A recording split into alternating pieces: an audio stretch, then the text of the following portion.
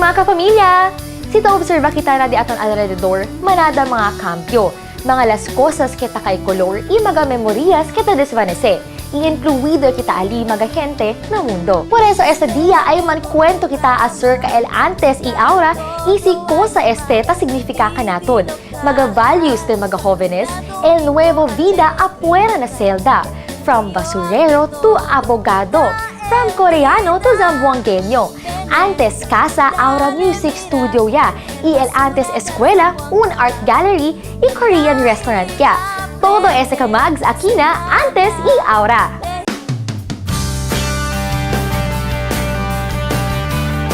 Kadiriji como bien significante una cosa na kultura del mga Filipino que tahase ka natin único na otro, el values. Notable que ese el cosa que tata observa este mes. Presidential Proclamation number 479 dated October 7 of 1994 declaring November as the National Values Education Month. Ang team natin ay unang 2 taon ng ESP sa K-12 curriculum ang pagtataya. So with this, we have different activities. Values are guiding principles that will guide us and help us mold our lives, what is good. And of course, values natin as Filipino is love of God and country, care and respect for elders, humility, generosity. En este tiempo, tienes un grande diferencia el manera de practicar mga values, particularmente este di aton mga jóvenes. Otro de ara, otro de antes. Kaya de antes, mga bueno, mga bata, una vez lang to conversa, takri ako nung pigo.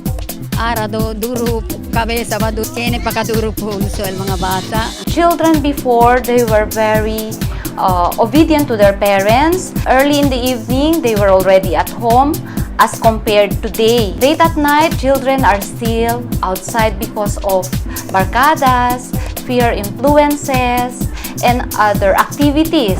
Quiere decir ahora tiempo en los demás jóvenes ta queda hindi mas solido na value practice. Kung sagaha mga posible razon, kita kontribuhi acerca con este asunto. Before, there were no media, no cell phones, no Facebook, no high technologies as compared today. However, these values are very much instilled in their hearts, only influenced by the peers. Para clarifica más, verdad ba que el values ta cambia? O el gente quien ta praktisa con este? Ang values natin hindi nagbabago. Ang nagbabago is yung tao kasi they're influenced by maraming factors yan. Además, quien ba el debe enseñar mga values y dirigir como mga role models para na mga jóvenes? Parents, teachers, adults or elders like the lola, lolo, aunties and uncles, the community people, the peers, and as well as the church. Si por ejemplo, mga mayores no ay enseña buenamente mga values con mga jóvenes, kung sagaha mga akto, kaya pwede kita observa. Amuya si sino sabi kita insinya, amuya si tiene tan rugby, tiene kosaan sina ta sucede ka na to, na yung mga bata, nisisita, insinya to imbunamente. No tu pega, conversa lang to imbunamente, entende man si contigo. Alya sila ta prinsipya, man pamparon, ase pendejadas, ta prinsipya poco de mga hindi bueno, ase sinuay hindi kita insinya buen values no di aton mga anak.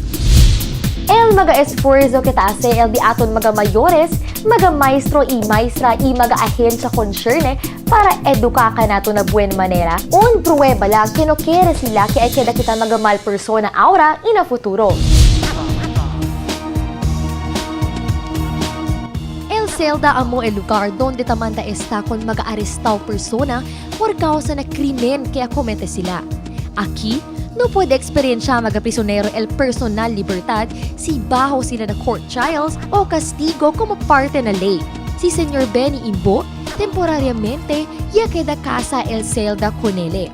Asegún man preso ele por 5 años na city jail y na San Ramon Prison and Penal Colony del año 1975 por causa na justifiable homicide o self-defense.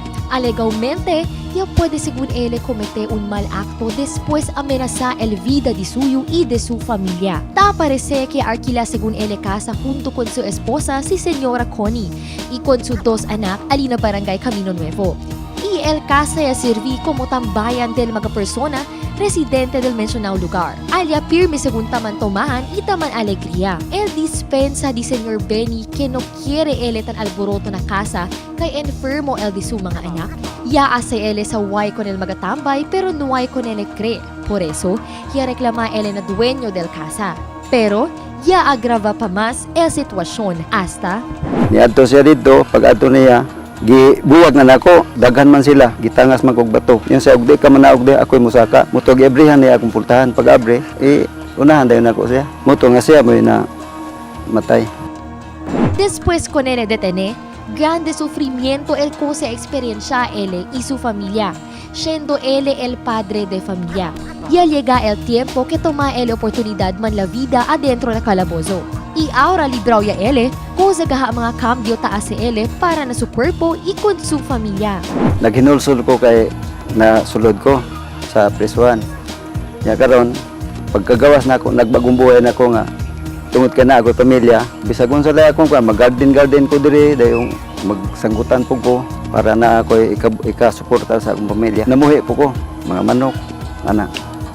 Antes deste bata pa kami, sobra de amon amor ko nila hasta ara. Nuay sila deha ko namon deste jutay pa kami hasta kada kami grande insina kami. Dini hinaot pa unta nga unungan minimo hantud sa tibok natong kinabuhi. Kung unsa kalisod atong maagian, magpabilin ng gihapon kita.